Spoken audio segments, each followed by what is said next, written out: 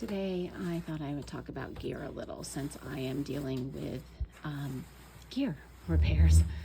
I did something that was not smart while I was on trail.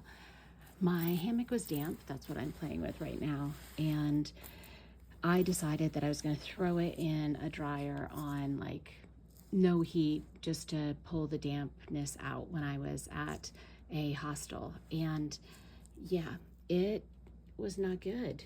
I started to get a lot of holes. You can see I tried to patch this with like gear aid tape and it was coming off. Later, I tried to patch it with Luco tape, which worked a little bit better. I did double-sided and it stayed on just to keep the bugs out because I had contacted Dutchware and they said it was not within the year warranty.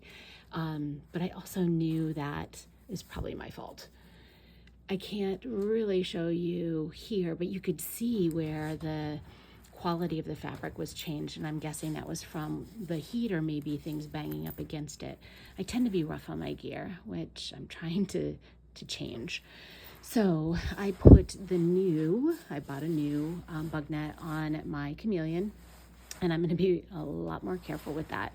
I like that Dutch has changed the pull toggle things, that the ones on the outside are glow in the dark and the ones on the inside are black, so you could tell the difference. That has been helpful. They didn't used to be like that, so my first bug net was just double black. I wish that one was bigger than the other because I tend to pull both on the inside and both on the outside. It's kind of a pain, but yeah, so good for innovations. I'm gonna toss this bug net. I had saved my first bug net, so I'm on my third, because I also had to patch that one. Now that was my mistake as well. If you've seen any of my videos, you've seen that I hang my backpack off my ridge line of my hammock, and I now put either a bandana or a piece of clothing or something under where I'm hanging the backpack, but I used to just use a carabiner and hang it on there, and over time it rubbed a hole in this bug net, which is why I replaced it to begin with.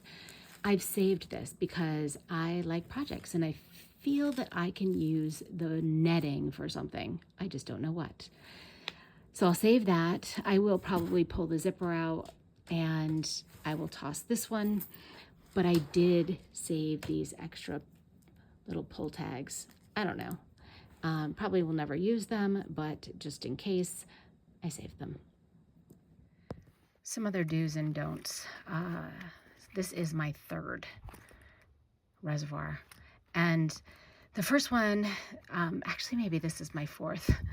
The first problem I had was I was in a shelter and the temps were, sub-zero temps. And I had hung this bag full of water close to, but not in the fireplace. And this clip actually didn't melt, but it expanded enough that it no longer sealed the bag. So sent that one away. Then I used to hang the bag on trees for gravity filtration with this, and that broke. Not a good idea.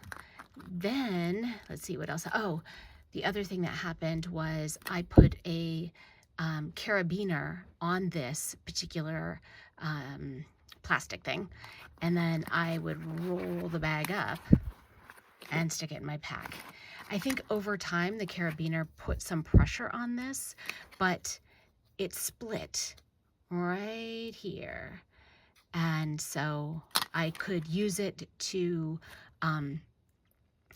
get water, but I couldn't use it to carry water to camp.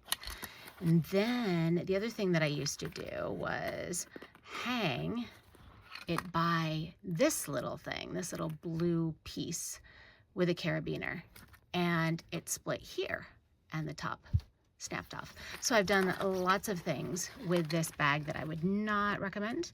Since this is my third or fourth bag, I'm going to try not to do those things anymore. Another do and don't is the Sawyer filter. So I learned that you need to bang it to loosen up all the debris while you're doing a back flush. I've used several things to back flush. I've used this particular cap on a smart water bottle. I've used the sport cap on a smart water bottle. I've used the plunger that comes with the system, and I have screwed it onto a faucet that has that little blue extra attachment, all to filter it out. I don't know, or back flush it. I don't know if one works better than the other. But one thing that does not work great is to take this and bang it on a cement brick over and over again. I did that. And what happened was there's these little fibers in there, and they actually started to poke through here. And when I called Sawyer to find out why there were fibers coming through, they said, you are aggressively trying to back flush your filter. So don't do that. I got a new filter after that. Also, it used to be that you would lose these things because they would stick to the smart water or other water bottles.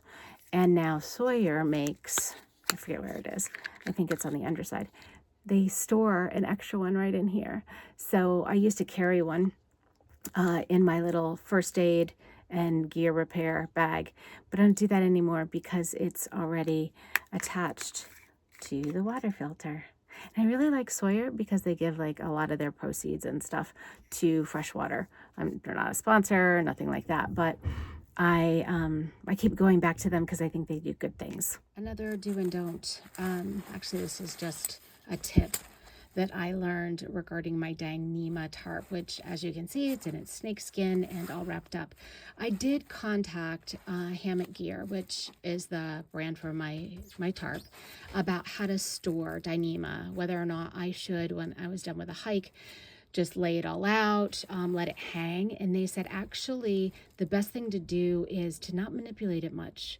So the more you change it, fold it, wind it up, open it up, wind it up again, that kind of stuff, the more wear on the actual Dyneema. This tarp is old. I've used it so much. I thought it was time to replace, but Hammock Gear said no. They said it could last a lifetime as long as I take care of it. So I am just leaving it as is. This is what it looked like the morning that I left the trail, and this is how it will stay until my next trip. Now, I think if my next trip were not going to be for a while, that I would open it up and just make sure that there's no moisture trapped in it, but I'll be out again soon, so I will be able to check that out. The other thing that I do that I've mentioned before, one-handed here, is that I carry different kinds of tent stakes. So depending on the soil, I use different things. I have a couple that are these, just the V's. I thought I had it's in, maybe not. I thought I had a Y-shaped one. And, oh yeah.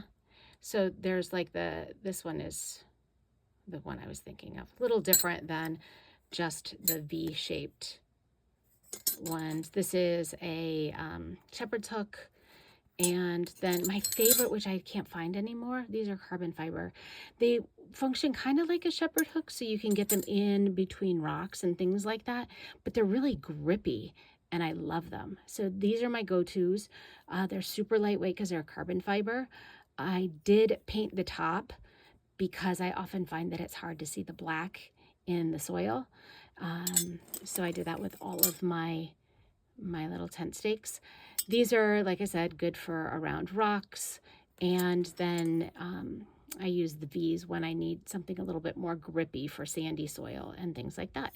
But I carry generally 6 tent stakes of various shapes and for various purposes. Another trick. Now, it's not necessarily a do and don't, but these are my suspension straps, and when you are around pine trees or other sappy trees, they tend to get sticky, and it's annoying for me anyway, because then my hands get sticky, and then my hands get dirty, and then the dirt sticks to my hands. So there really isn't a solution that I found that works great, but I do know that hand sanitizer will take pine sap off. So if you get pine sap on your hands, a little hand sanitizer will help that. That was really helpful for me when I was in New Hampshire and Maine, using the trees a lot for, just climbing up and down mountainsides.